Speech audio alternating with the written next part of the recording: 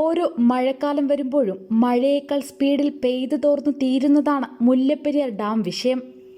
Dam ഇന്നു പൊട്ടും നാളെ പൊട്ടുമെന്നൊക്കെ പറഞ്ഞ് ഓരോ വർഷവും ആശങ്കയേറ്റി കടന്നു പോകുന്നതല്ലാതെ മഴക്കാലത്തിന് ശേഷം അതിന് വലിയ ചർച്ച ഉണ്ടാകാറില്ല.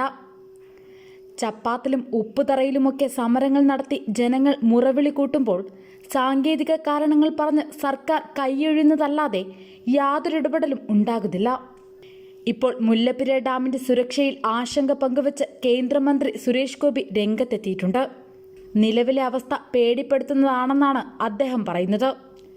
കോടതിയെപ്പോലും ശാസ്ത്രീയമായി ബോധിപ്പിക്കുന്നതിന് സാറ്റലൈറ്റ് സംവിധാനം ആവശ്യമാണ്.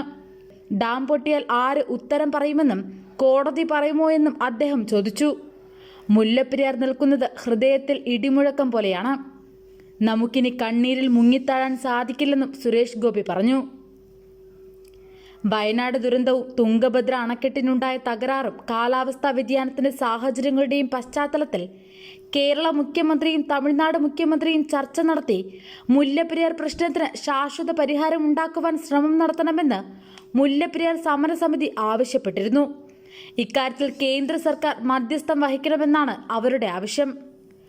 മുല്ലപ്പെരിയാർ ഡാം കമ്മീഷൻ ചെയ്ത് 129 വർഷം തികയുന്ന ഒക്ടോബർ 10-ന് കേരളത്തിലെ 129 കേന്ദ്രങ്ങളിൽ ജനകീയ കൂട്ടായ്മ സംഘടിപ്പിക്കുമെന്നും സമരസമിതി പറഞ്ഞിരുന്നു. പിന്നാലെയാണ് സുരേഷ് ഗോപിയുടെ പ്രതികരണവും വന്നിരിക്കുന്നത്.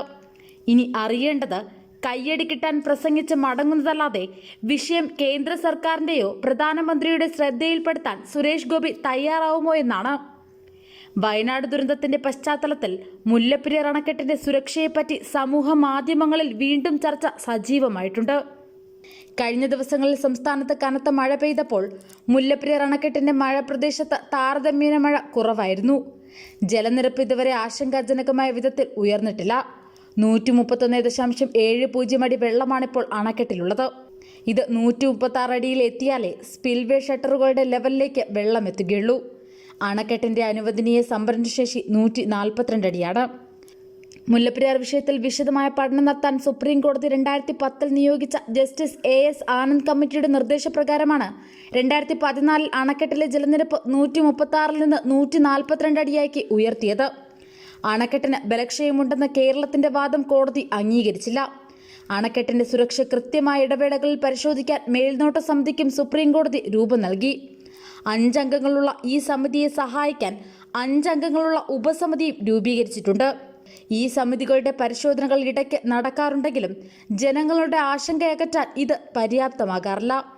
മുല്ലപ്പെരിയാറിൽ നിന്ന് വെള്ളം കൊണ്ടുപോകുന്ന തമിഴ്നാട്ടിലെ വൈഗ ഡാമിൽ 56 അടി വെള്ളമാണുള്ളത്. 71 അടിയാണ് സംഭരണശേഷി.